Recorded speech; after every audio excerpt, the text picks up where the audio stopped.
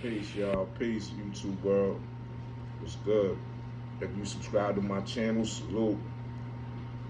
If you bumped into my channel, make sure you subscribe, like, comment, show some love and support. You know what I'm saying? Splizzy the Big Orca, Splizzy TV.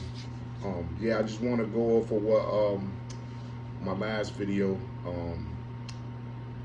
New York in the '80s, my origin in hip hop, where I'm just building on what it was growing up, and me and my relation to hip hop and my love for hip hop.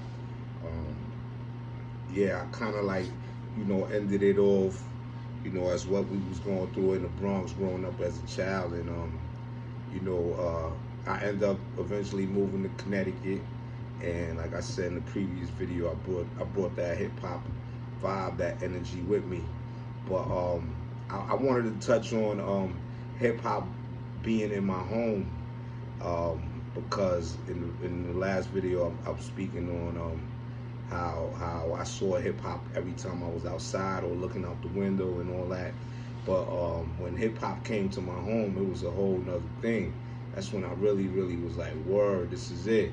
I had an aunt at the time, was in high school, my aunt Carmen, rest her soul.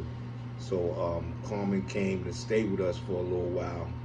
I don't really know the logistics of why she ended up staying with us, me and my mom and my sister, but she ended up staying with us, and we had a record player. She used to bring records, to the crib. She was really big on freestyle and all that. Freestyle was like booming too at that time.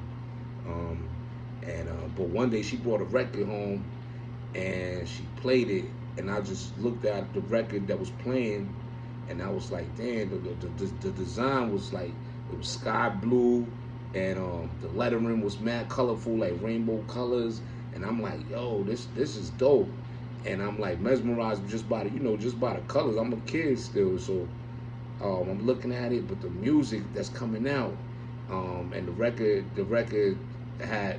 was Rapper's Delight, man. So that record was like, it was crazy, man. Like when my aunt played that record, man, it was something that was like, yo, I need to hear that again and again and again. You know what I'm saying? As a kid, it's like, yo, this is crazy.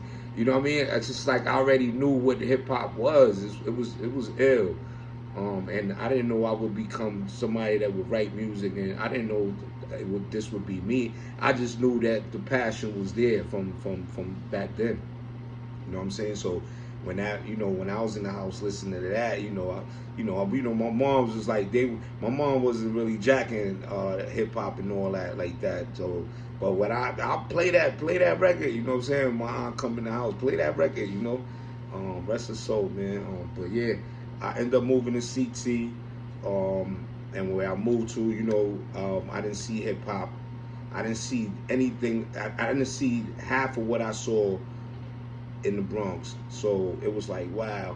And I moved into some family-oriented, family-related, and I moved in with them for a summer.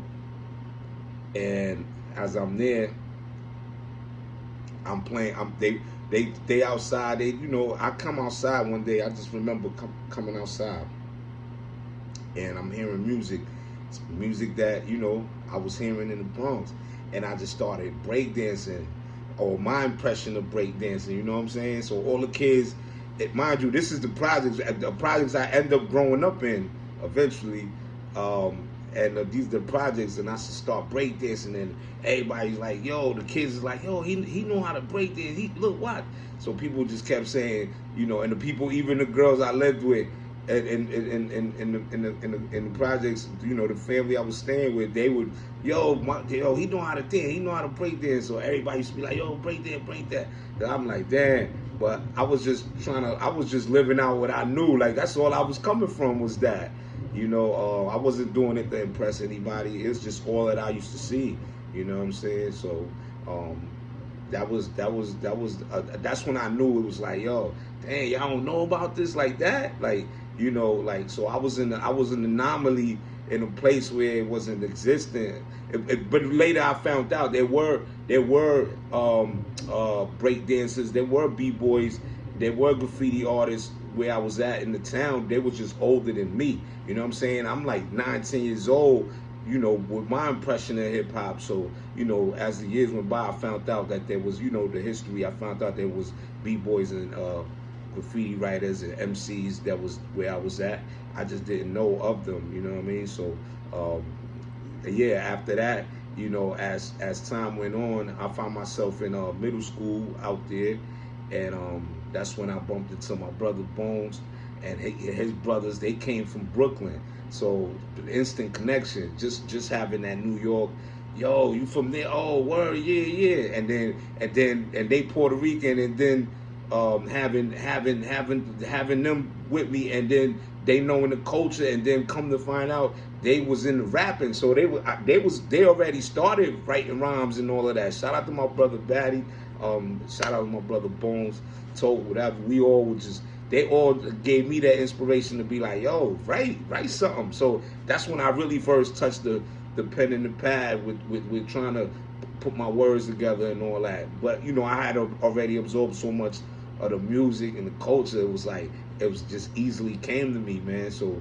that's when me and my brother Bones, we formed a little group. I forgot our name, but I was one of us was knowledge, one of us was wisdom, and this is middle school time, 7th grade, and we just started writing, and it took it there. It took it there to another level, man. But yeah, I'm just giving you some insight on where things started and how they evolved. You know what I'm saying?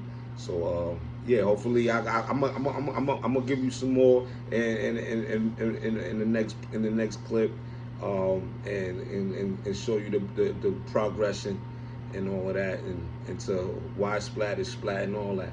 You heard? Until next time, man. Tap in, subscribe if you ain't subscribed, like, comment. You heard? Peace.